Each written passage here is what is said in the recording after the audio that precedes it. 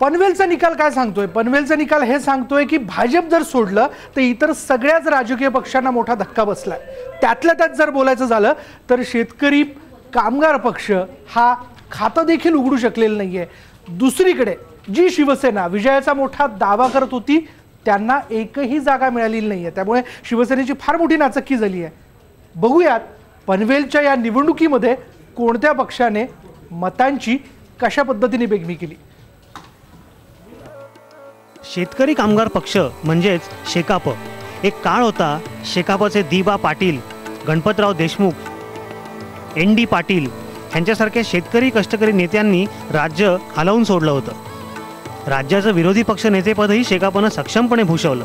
अशा या शेकापमधील शेतकरी आणि कामगार हा पक्षातून बाहेर पडला आणि हा पक्ष ठेकेदार आणि शेठ भूषवणाऱ्या नेत्यांच्या दावणीला बांधला गेला। तिथेच शेकापला उतरती कळा लागली। या परिसरामध्ये जो ग्रामीण भाग होता त्या ग्रामीण भागामध्ये शेतकरी कामगार पक्षाच्या ताब्यामध्ये सत्ता होती।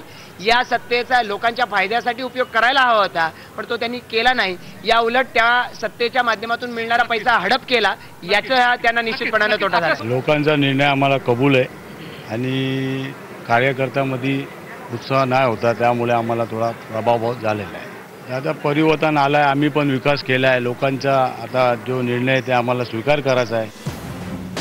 तसं पाहायला गेलं तर रायगड जिल्हा हा शेकापचा बालेकिल्ला मानला जायचा, पण हा म्हणता शेकापचे एक एक बुरुज ढासळत आता हा पक्ष फक्त अलिबाग तालुक्यापुरता उरलाय।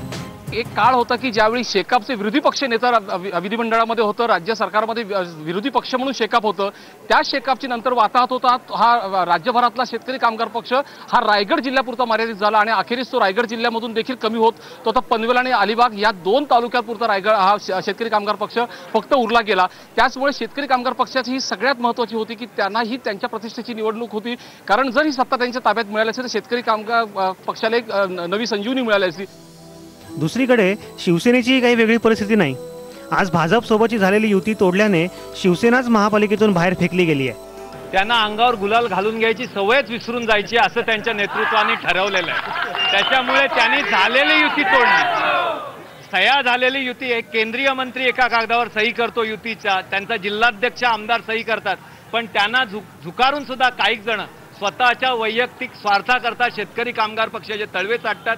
असं नेतृत्व त्यांचं, त्यांना अंगावर गुलालच घालून घ्यायची सवय नाही, त्यांना हारायचंच आहे। रायगड जिल्हा हा जरी एकेकाळी शेकापचा बालेकिल्ला असला तरी या जिल्ह्यात सर्वच राजकीय पक्षांनी आपापले बालेकिल्ले तयार केले आहेत। आता पनवेल महानगरपालिकेच्या निकालानंतर भाजप या सर्वच पक्षांच्या हातात असलेले तालुके स्वतःकडे खेचण्याचा प्रयत्न करणार। व्हिडिओ जर्नलिस्ट बाळकृष्ण शेट्टीसह विनय म्हात्रे, IBN लोकमत।